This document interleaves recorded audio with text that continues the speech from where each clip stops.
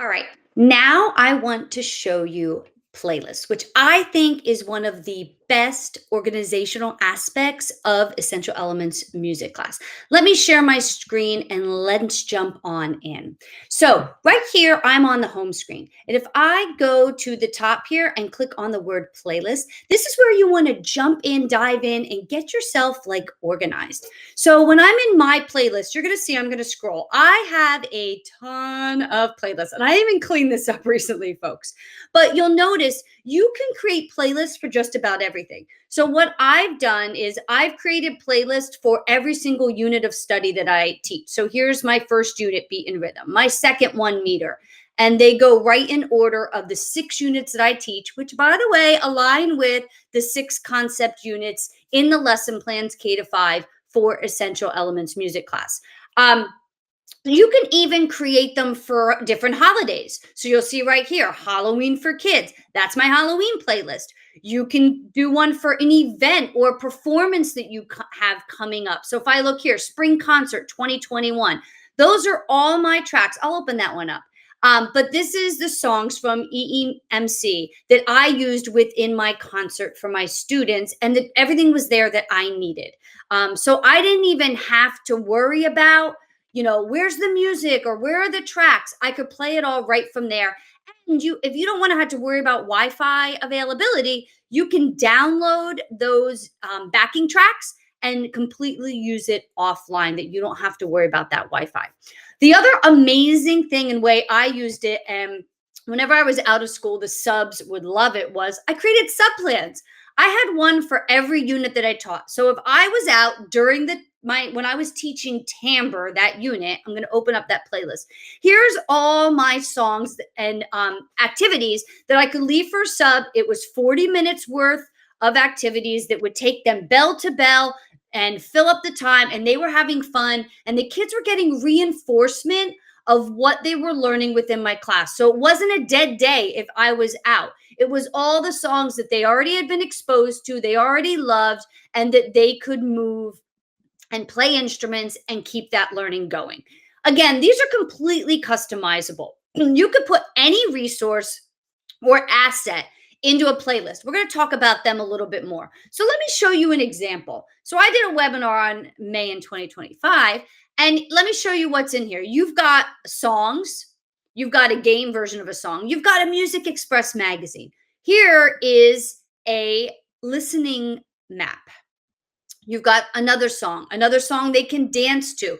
And if I open up that mannequin, you'll see there's choreography videos. So they're usable with the kids. Let me go back. More songs. We've got another listening map. So right in order, they can go through these and utilize them. And there are a ton of different resources. Here's an interactive game that the kids, let me click view games, they can do. And there's a song attached to it. You could see, oh, it's not showing. So let me share this tab instead. There we go. You can click the play button and you've got amazing music to play. Listen.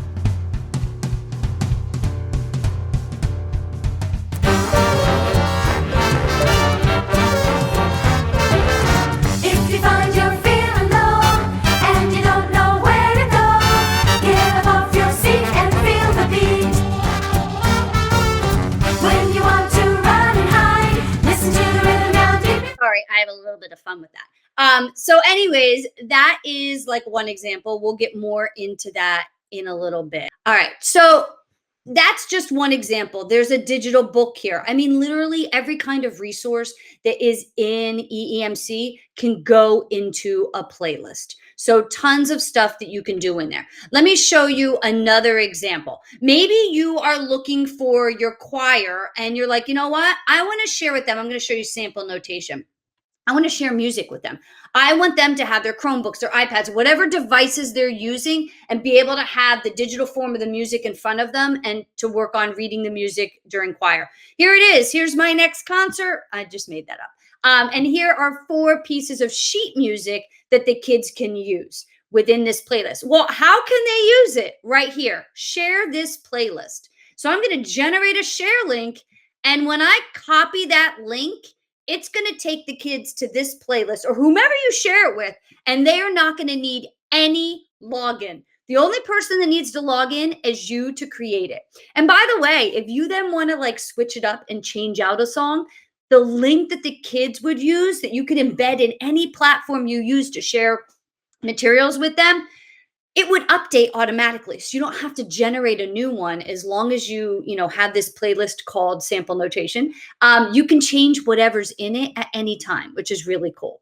Another one, maybe you have the kids working. I'm going to show you this Bon Jovi playlist on a certain song, and you want them to have access to the sheet music and the demo track to sing along. You can create a playlist just for that. There's no limit. You can have one item in there, or you could have 100 items in there. Totally up to you. Another cool thing that I used to do, and I got to scroll a little bit, folks, is I would create, I said the playlist for different Halloween holidays. So I did a Halloween playlist, and my kiddos adored it. But if I open this playlist, you're going to see, look down here. Sorry that I was moving it. There's additional resources. This was the playlist for me that I could choose what I wanted to do with the kids. Now, this first one, see, it only has one thing right here, one asset, but these have all of them. The kids were like, we want to do this at home. So I was like, okay. So I then created a Halloween kids. And that was, so I knew this was the one that I could share with the kids. But if you'll look, each only has one asset. So when the kids open that up, I'm going to show you. I'm going to share this tab instead. And they click lesson view. Yep, share this tab instead. It takes them right to the song you want them to go to. They can play. Super easy. And they knew, click the arrow and you'll go to the next song on the playlist. The kids would watch me doing it in class. It was easy for them. There's also a drop down. They could jump around to which songs they wanted. So really, really great resource. The other one, I have to stop sharing and jump back in and show you. You can also group your playlists. So let me show you that. It's kind of really cool. It's called Class Collections. And so up here at the top, first of all, there are some EEMC collections. We've curated playlists for you with all different kinds of content and subjects. So go in and dig in and kind of see where they are. Help with planning your concerts, movement songs, holidays, music in our schools month, all kinds of stuff in here, folks. And it's right there at the top, EE collections after you click on playlists. Now, my class collections is where you can kind of group your playlist. So if I didn't want to have to scroll through all those playlists to find my holiday playlist, let me manage it. Here it is. There's all the different holiday playlists I had in one place. Let me go back and show you one more. The other cool one, here's my units of study, sub plans. So if I knew I had a sub, I don't have to scroll and find it. Here's my different sub playlist that I could easily then share out. Like my emergency sub plan one, that was used all the time. And for those, again, I only have one asset in there. So the sub isn't having to choose what they're doing. And I can change the order of things anytime. And again, it will be ready when the sub goes in there. All right, so I just talked all about playlists, which honestly is my favorite part of EE music class. And I hope that you will take some time to go in and kind of get yourselves organized with how do you teach during the year? What do you do? And what are you going to need to be ready to give the kids the best experience they can have in music education through the playlists in EE music class?